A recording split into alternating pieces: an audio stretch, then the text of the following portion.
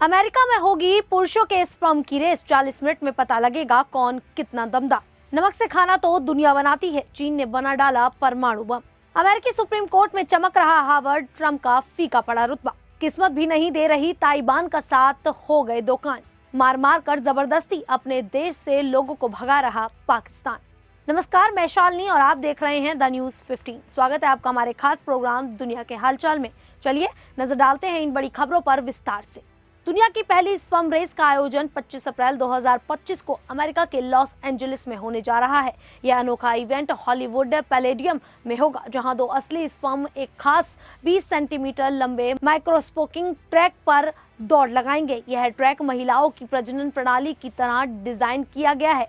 इस रेस का मकसद सिर्फ मनोरंजन नहीं है, बल्कि यह एक महत्वपूर्ण संदेश भी देती है। पुरुषों की गिरती फर्टिलिटी यानी प्रजनन क्षमता को लेकर जागरूकता फैलाना। वैज्ञानिकों के अनुसार पिछले 50 वर्षों में पुरुषों के स्पर्म काउंट में 50% से ज्यादा गिरावट आई है, जो एक गंभीर स्वास्थ्य मुद्दा बन चुका है। इस रेस को माइक्रोस्कोप और एचडी कैमरे से लाइव दिखाया जाएगा, जिसे लगभग 4000 लोग स्टेडियम में बैठकर देखेंगे, जैसे किसी खेल में होता है। वैसे ही यहाँ भी live commentary, slow motion replay और डेटा एनालिसिस होंगे। यहाँ तक कि दर्शक अपने पसंदीदा स्पर्म पर सट्टा भी लगा सकेंगे। इस आयोजन को शुरू करने वाली कंपनी स्पर्म रेसिंग के सह संस्थापक एरिक झू का कहना है, लोग खेल के लिए खुद को ट्रेन करते हैं तो अपनी सेहत और फर्टिलिटी के लिए क्यों नहीं। रेस के लिए जो ट्रैक तैयार किया गया है वह 20 सेंटीमीटर लंबा है और उस पर स्पर्म को दौड़ाया जाएगा, जिनकी लंबाई लगभग 0.5 मिलीमीटर होती है। वैज्ञानिक मानते हैं कि स्पर्म की गति करीब 5 मिलीमीटर प्रति मिनट होती है। ऐसे में यह रेस लगभग 40 मिनट में खत्म हो सकती है। स्पर्म रेस 2025 सिर्फ एक मजेदार इवेंट नहीं, बल्कि यह एक वैज्ञानिक और सामाजिक संदेश भी है। पुरुषों की सेहत और फर्टिलिटी को लेकर खुलकर बात करने का प्रयास भी है। वहीं दूसरी तरफ जिस नमक से हम रोज खाना स्वादिष्ट बनाते हैं, उसी तरह के पिघले हुए नमक से चीन ने इतिहास रच दिया है। चीन ने दुनिया का पहला thorium molten salt nuclear reactor तैयार किया है। खास बात यह है कि इसमें चलते चलते नया ईंधन भी डाला गया है, जैसे चलती कार में पेट्रोल भरवाया।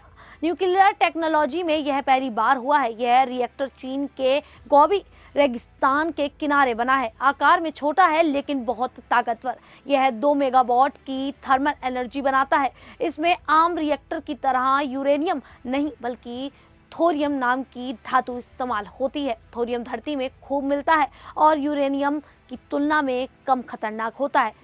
थोरियम को खास तरह के नमक के साथ मिलाकर एक घोल बनाया जाता है, जो न सिर्फ ईंधन का काम करता है बल्कि रिएक्टर को ठंडा भी रखता है। ये तकनीक बहुत सुरक्षित मानी जाती है, क्योंकि इसमें ब्लास्ट या मेल्टडाउन का खतरा ना के बराबर होता है। थोरियम से बना न्यूक्लियर वेस्ट भी बहुत कम होता है और इसके बाई प्रोडक्ट्स से हथियार भी बनाए जा सकते हैं। यानी चीन ने सुरक्षित ऊर्जा का स्रोत खोजने के साथ साथ अपनी ताकत भी बढ़ाई है। कुछ एक्सपर्ट्स मानते हैं कि इनर मंगोलिया में थोरियम की इतनी खानें हैं कि चीन हजारों साल तक बिजली बना सकता है, वो भी बिना ज्यादा प्रदूषण के।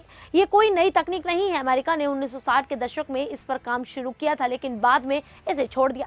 चीन ने उन पुराने दस्तावेजों को फिर से पढ़ा और 2018 में इस रिएक्टर को बनाना शुरू किया। 17 जून 2024 को यह रिएक्टर पूरी ताकत से चल पड़ा और ये वही तारीख है जब 54 साल पहले चीन ने अपना पहला हाइड्रोजन बम टेस्ट किया था। यह चीन के लिए एक बड़ी तकनीक और रणनीतिक जीत मानी जा रही है। वहीं अमेरिका में इन दिनों एक बड़ा विवाद देखने को मिल रहा है और वो है डोनाल्ड ट्रंप और हार्वर्ड यूनिवर्सिटी के बीच। ट्रंप जो अमेरिका के राष्ट्रपति हैं, उन्होंने हार्वर्ड पर सीधा निशाना साधा है। उन्होंने सोशल मीडिया पर लिखा है कि हार्वर्ड हैज लॉस्ट इट्स वे, यानी हार्वर्ड अपनी राह भटक गया है। इसके साथ ही ट्रंप ने हार्वर्ड की $2.2 बिलियन की सरकारी फंडिंग रोकने का आदेश भी दे दिया है। यह विवाद तब और गहरा हो गया जब यह सामने आया कि ट्रंप के मौजूदा प्रशासन में हार्वर्ड से पढ़े हुए नेताओं की संख्या बहुत कम है। उनकी 24 सदस्यीय कैबिनेट में केवल 2 लोग, रक्षा सचिव पीटर हेगसेथ और स्वास्थ्य सचिव Robert F Kennedy junior, Harvard से पढ़े हैं। इससे यह सवाल उठ रहा है कि क्या अब अमेरिका की सत्ता में हार्वर्ड का असर कम हो रहा है। हालांकि अमेरिका की सुप्रीम कोर्ट में हार्वर्ड का प्रभाव अभी भी मजबूत है। कोर्ट के 9 में से 4 जज हार्वर्ड से पढ़े हैं, बाकी 4 येल यूनिवर्सिटी से और 1 रोड्स कॉलेज से। एक रिपोर्ट के अनुसार ट्रंप का प्रशासन अब तक का सबसे कम आईवी लीग ग्रेजुएट्स वाला प्रशासन है। सिर्फ 20.8% अधिकारी इन टॉप यूनिवर्सिटी से पढ़े हैं, जो पहले की सरकारों में बहुत कम है। इतना ही नहीं, अमेरिका के डिपार्टमेंट ऑफ होमलैंड सिक्योरिटी ने हार्वर्ड को आदेश दिया है कि वह 30 अप्रैल तक विदेशी छात्रों की गतिविधियों की जानकारी दे। ऐसा न करने पर हार्वर्ड की स्टूडेंट वीजा सर्टिफिकेशन रद्द कर दी जा सकती है। ये सब दिखाता है कि ट्रंप की सरकार और एलिट संस्थानों जैसे हार्वर्ड के बीच दूरियां बढ़ रही हैं। अब देखना होगा कि आगे क्या होता है। हार्वर्ड की पकड़ बनी रहती है या और कमजोर होती है। वहीं चीन के खिलाफ बिगुल फूंकने वाला ताइवान की किस्मत खराब है। एक तरफ जहां चीन उसके सीमा को मजबूती से घेर रहा है, वहीं दूसरी तरफ ताइवान को अपने ही सैन्य अभ्यास में लगातार असफलता मिल रही है। पिछले 2 दिन में ताइवान के साथ 2 बड़े कांड हो गए हैं। पहला कांड जासूसी से तो दूसरा फाइटर जेट से जुड़ा है। इस 2 बड़ी घटना के बाद ताइवान में सन्नाटा का माहौल है। वहीं चीन अंदर ही अंदर खुश है।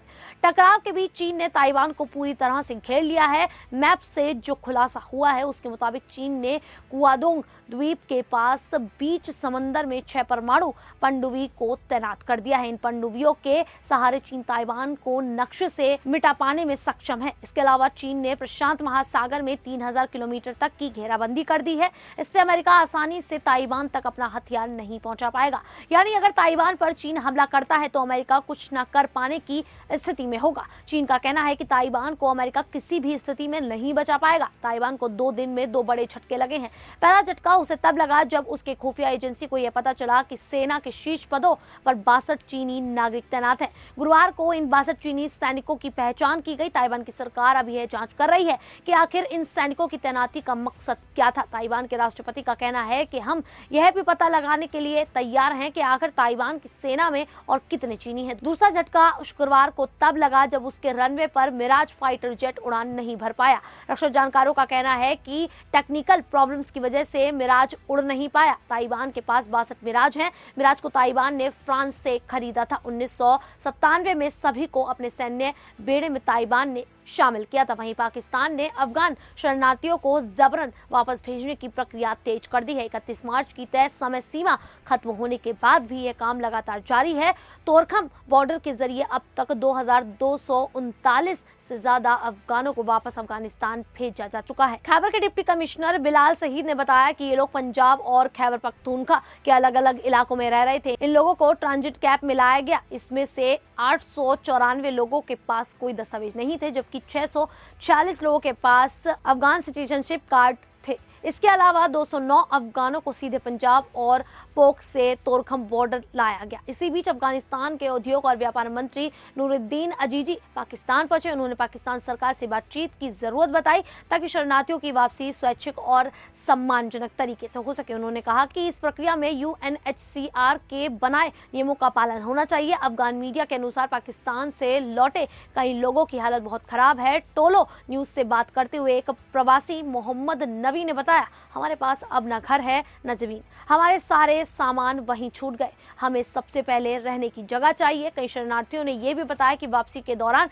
पाकिस्तानी पुलिस ने बुरा व्यवहार किया, उनसे अलग अलग बहानों से पैसे वसूले गए और पाकिस्तानी ड्राइवरों ने भी मजबूरी का फायदा उठाकर ज्यादा किराया लिया। यह स्थिति अफगान शरणार्थियों के लिए बेहद कठिन और असुरक्षित बनती जा रही है। ऐसे में अंतर्राष्ट्रीय समुदाय से मदद की उम्मीद जताई जा रही है। खैर, पाकिस्तान के इस रवैये को लेकर आप लोगों की क्या राय है, आप हमें कमेंट करके जरूर बताइएगा। फिलहाल के लिए इतना ही, फिर हाजिर होंगे ऐसी ही देश और दुनिया से जुड़ी बड़ी खबरों के साथ।